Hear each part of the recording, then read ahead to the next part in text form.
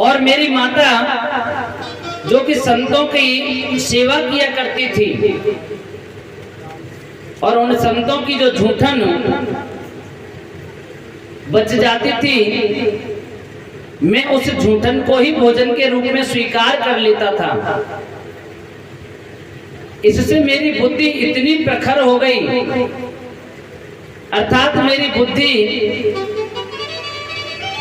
जो कि मैं तो एक दासी पुत्र होते हुए भी इतना कार्य करने लग गई कि मेरी माता की मृत्यु के पश्चात जब मैं तप करने लगा और अंत में शरीर को त्याग करके जब मेरी गति हुई तो मैं स्वयं ब्रह्मपुत्र के रूप में अवतरित हुआ। ये संतों की महिमा है। और उसके बाद नारद मुनि के चतुर्थ श्लोकी भागवत को सुनाने पर वेदव्यास जी ने भागवत की रचना की। इधर में अगस्त ऋषि कहते हैं कि महाराज भगवान श्री राम ने जब पूछा कि महाराज आप अपने आप को इतना पतित क्यों मानते हो, तो अगस्त ऋषि कहने लगे कि मेरे जो पिताजी थे मित्रावरुण, वे मेरी माता रंभा उनके सौंदर्य पर मोहित होकर के और अपने तेज को निष्कासित करने लगे। उन्होंने अपने तेज को जो एक घड़ा होता है उस घड़े में रख दिया और उस घड़े में से मेरा जन्म हुआ। इसीलिए मेरा नाम घटज या घट जोनी कहा जाता है। महाराज मैं तो इतना पतित होते हुए भी जब साधु संतों का मुझे सामीप्य प्राप्त हुआ और उन साधु संतों की संगति करने के कारण आज मेरे पास इतना बल और इतना तेज है कि मैं समुद्र को भी मात्र 3 अंजलि में पी सकता हूं। इतना प्रताप, इतना तेज, ये संतों की महिमा। और आगे तुलसीदास जी महाराज कहते हैं कि जलचर थलचर नभचर नाना और जे जड़ चेतन जीव जहाना। जलचर जो जल में रहने वाले हैं,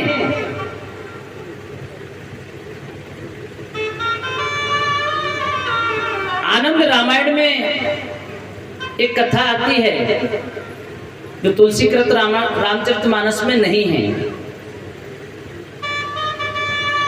जब रावण ब्रह्मा जी के पास गया कि प्रभु मुझे बताइए कि मेरी मृत्यु कैसे होगी, तो ब्रह्मा जी कहने लगे कि हे रावण, इस धराधाम पर कौशल प्रदेश में कौशल्या नाम की एक स्त्री है जिसका विवाह दशरथ राजा से होगा और उसका जो पुत्र होगा वो तुम्हारी मृत्यु का कारण बनेगा, अर्थात उनके हाथों तुम्हारी मृत्यु होगी। तो रावण सोचने लगा कि न रहेगा बांस न बजेगी बांसुरी, अभी शादी हुई नहीं है, क्यों न हम कौशल्या को ही हरण कर लो, न कौशल्या का विवाह दशरथ से होगा और न हमारा मरण होगा, फिर तो हम अजर अमर हो जाएंगे। तो रावण ने कौशल प्रदेश में आकर के और कौशल्या जी को हरण कर लिया और एक मंजूषा में बंद करके उसको एक मछली के हवाले कर दिया समुद्र में कि आप इस मेरी अमानत को रखिए और जब मैं मांगने आऊं तभी देना है।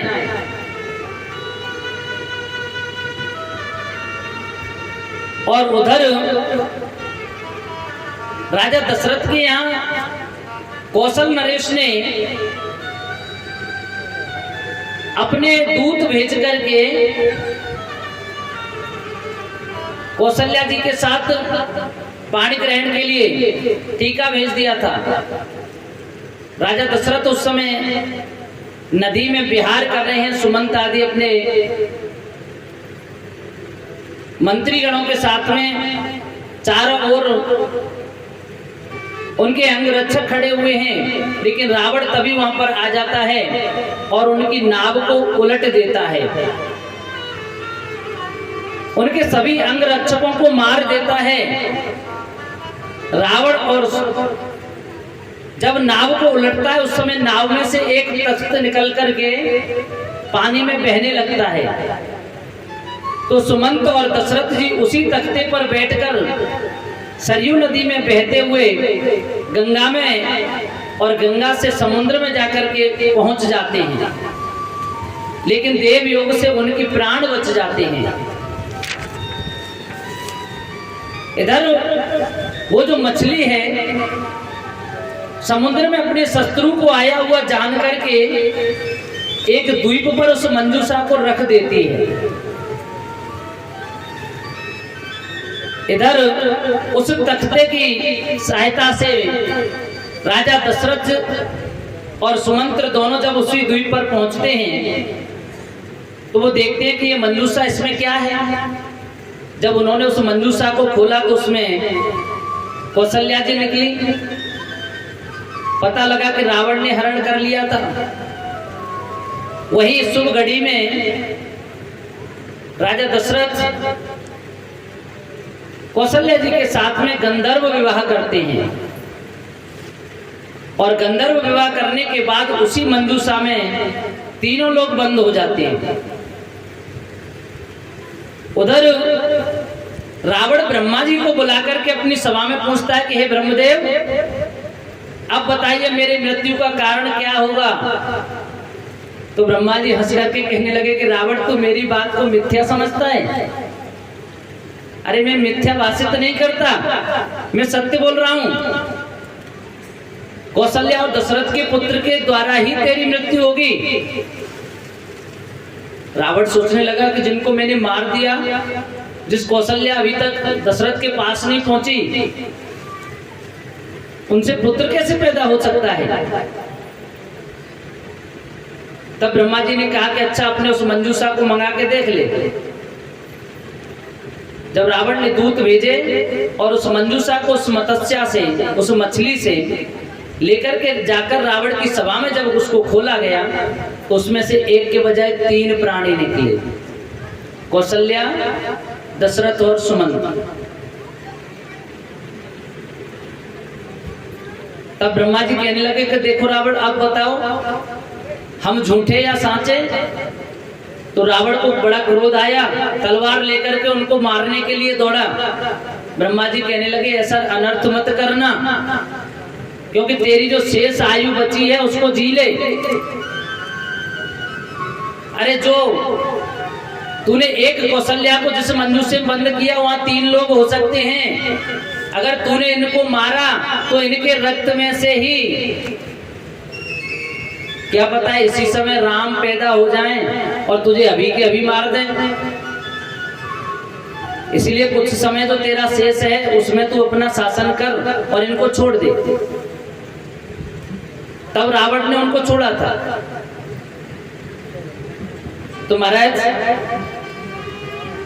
उसी राम के अवतार लेने के बाद रावण की मृत्यु हुई। इसीलिए कहा जाता है कि संतों के सत्संग से जो कार्य हम समझते हैं कि नहीं हो सकते वो कार्य भी सिद्ध हो जाते हैं। ये जलचर उस मत्स्या ने अपनी कहानी सुनाई और नवचर कहते हैं पक्षियों को। तो नवचर किसने सुनाई? भगवान श्री राम को स्वयं जटायु ने। जटायु महाराज ने जब रावण सीता जी को हरण करके ले जा रहा था, तब जटायु जी ने उसके साथ में बहुत घोर युद्ध किया है। और आनंद रामायण में तो आता है कि रावण को 17 बार मूर्छित किया है जटायु ने। और ये रावण अपने आप को महाप्रतापी बताता है। तब जटायु जी कहते हैं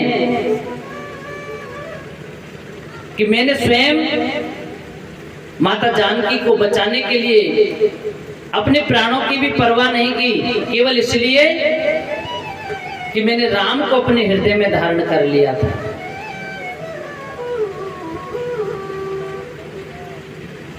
और ऐसे जटायु को स्वयं भगवान ने अपने हाथों से मुखाग्नि दी है।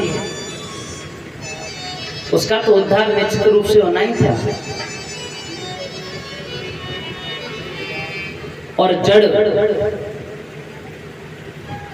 क्या वृक्ष किसी से अपना दुखड़ा रो सकता है?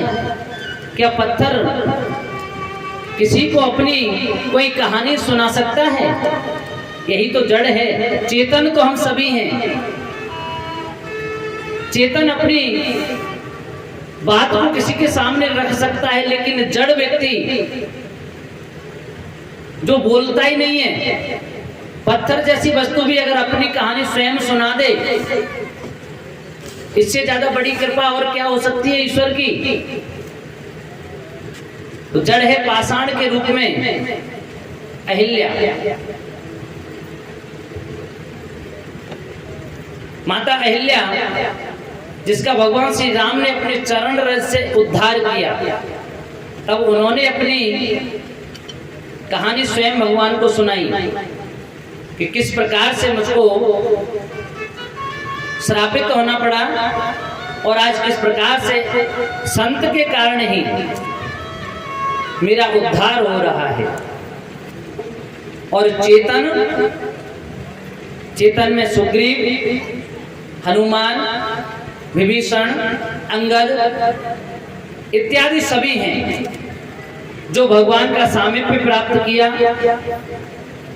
उनके निमित्त अपना सब कुछ समर्पित कर दिया, आत्म समर्पित किया। और हनुमान जी तो इतने बड़े भक्त हो गए कि भगवान को भी अपना ऋणी बना लिया।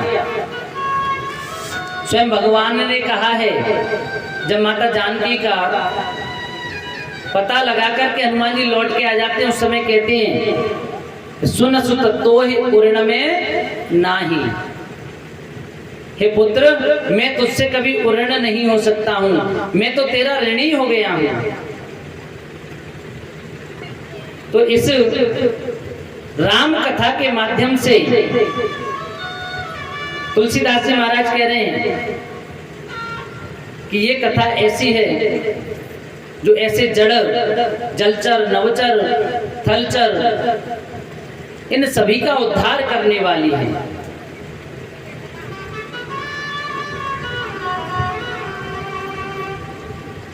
और ये जो कथा का जो श्रवण करना है ना, ये कभी कभी हम लोगों की समझ में नहीं आता। एक मछली एक संत से कहने लगी कि महाराज, मुझे बड़ी प्यास लगी हुई है। तो संत कहने लगे कि तुम तो जल में रहने वाले जीव हो, तुम जल में रहती हो फिर भी प्यासी हो। मछली कहने लगी, हाँ महाराज। तब संत बोले कि आप उल्टी हो जाओ, क्योंकि मछली जल पीती है तो उल्टी होकर पीती है। अर्थात जब मछली पलट जाती है तो उसके नीचे की साइड एक ढक्कन टाइप का होता है, उसमें से जल अंदर चला जाता है। सीधी होकर के मछली का जो जल है वो पंखों से फिसलता रहता है। लेकिन जब उल्टी होती है पानी में, इसलिए ऊपर नीचे, जब उल्टी होती मछली तो उसके अंदर पानी जाता है। संत कहने लगे आप उल्टी हो जाओ। मछली ने उल्टी होकर के पानी पिया। कहने का मतलब ये है कि इस संसार में जो मनुष्य या जो जीव आए हैं वो इस संसार रूपी समुद्र में पड़े हुए हैं और विषय वासनाओं में लिप्त हैं। जब हम उल्टे हो जाएं, अर्थात इन विषय वासनाओं से विरक्ति की ओर जाएं, इन विषय वासनाओं का त्याग कर दें, इनमें आसक्ति न रखें, तो निश्चित रूप से हमें भगवान की प्राप्ति हो सकती है। अर्थात भगवान की कथा रूपी रस अमृत पान जब हम करते हैं तब हमारा उद्धार होता है।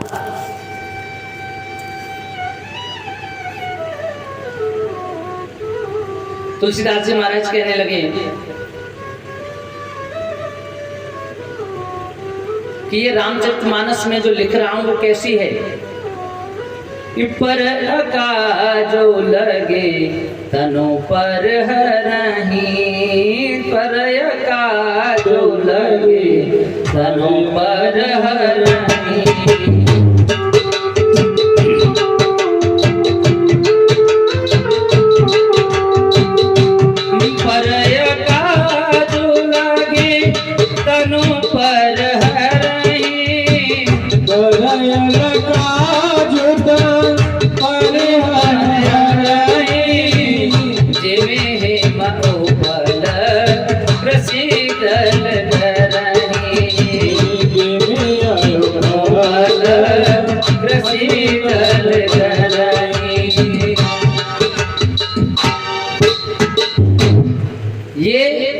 रामचरितमानस पर अकाज लगे तनु पर हरई। जिस प्रकार से ओले होते हैं ना, ओलावृष्टि होती है, वो क्या करते हैं, कभी भला नहीं करते। जब किसान की खेती पर ओले पड़ते हैं तो क्या करते हैं, किसान की खेती को नष्ट कर देते हैं, और खेती को तो नष्ट करते ही हैं, साथ में खुद भी गल जाते हैं। पर अकाज अर्थात दूसरों के लिए जो हानिकारक हो जाते हैं, दूसरों को हानि देने के बाद स्वयं भी नष्ट हो जाते हैं। वैसे ही जो दुष्ट लोग होते हैं ना, खल लोग, वो ऐसे ही हैं। वो स्वयं दूसरों का तो नुकसान करते ही हैं और स्वयं भी नष्ट हो जाते हैं। इसीलिए बंदम खल जस से ससरोसा। इसीलिए तुलसीदास जी महाराज कह रहे हैं कि मैं ऐसे दुष्ट प्राणियों का, ऐसे खलों का, ऐसे निकृष्ट लोगों का मैं बंधन करता हूं। किस प्रकार से, जिस प्रकार से शेष जी, जो हजार मुख वाले शेष जी हैं,